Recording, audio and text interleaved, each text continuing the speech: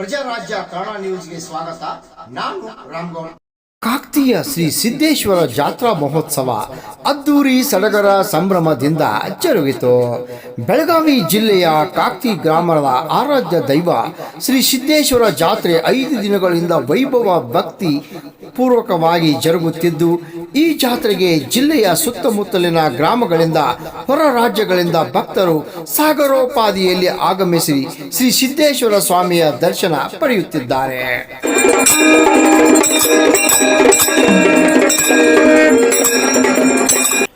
ಉತ್ತರ ಕರ್ನಾಟಕದ ಗಡಿಭಾಗದ ಶ್ರೀ ಸಿದ್ದೇಶ್ವರ ಜಾತ್ರೆಯು ಬಹಳಷ್ಟು ಪ್ರಸಿದ್ಧಿ ಪಡೆದಿದ್ದು, ಯಾವುದೇ ಜಾತಿ ಮತ ಪಂಥ ಭೇದವಿಲ್ಲದೆ ಎಲ್ಲರೂ ಈ ಜಾತ್ರೆಯಲ್ಲಿ ಪಾಲ್ಗೊಂಡು ಭಕ್ತಿಪೂರ್ವಕವಾಗಿ ಆಚರಿಸುತ್ತಾರೆ. ಈ ಜಾತ್ರೆ ವಿಶೇಷತೆ ಏನೆಂದರೆ, ಕಾಕ್ತಿಯ ಎಲ್ಲ ಮನೆಗಳಿಂದ ದೊಡ್ಡ ಪ್ರಮಾಣದಲ್ಲಿ ಕಟ್ಟಿಗೆ ಕೂರಿಸಿ ತಮ್ಮ ಬೇಡಿಕೆ ಈಡೇರಿಸಿದ ಆರಾಧ್ಯ ದೈವ ಶ್ರೀ ಸಿದ್ದೇಶ್ವರ ಸ್ವಾಮಿಯ ಜಾತ್ರೆಯಲ್ಲಿ ಭಕ್ತಿಪೂರ್ವಕವಾಗಿ ಕಿಚ್ಚು ಹಾಯುವ ಮೂಲಕ ತಮ್ಮ ಇಷ್ಟಾರ್ಥ ಸೇವೆ ಸಲ್ಲಿಸುತ್ತಾರೆ.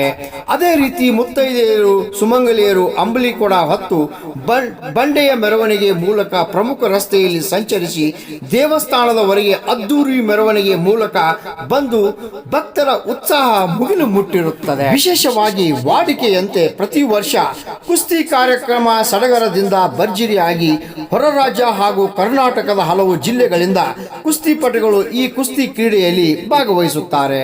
ಈ ಒಂದು ಸಿದ್ದೇಶ್ವರ ಜಾತ್ರೆಯಲ್ಲಿ ಕಾಕ್ತಿಯ ಗ್ರಾಮದ ಎಲ್ಲ ಹಿರಿಯರು, ಸದ್ಭಕ್ತ ಮಂಡಳಿಯ ಎಲ್ಲ ಕಮಿಟಿಯವರು, ಭಕ್ತರು ಪಾಲ್ಗೊಂಡಿದ್ದರು. ಅಪ್ಪಣ್ಣ ಆರ್ ಅಗ್ಸರ್, ಪ್ರಜಾರಾಜ್ಯ ಕನ್ನಡ ನ್ಯೂಸ್, ಕಾಕ್ತಿ.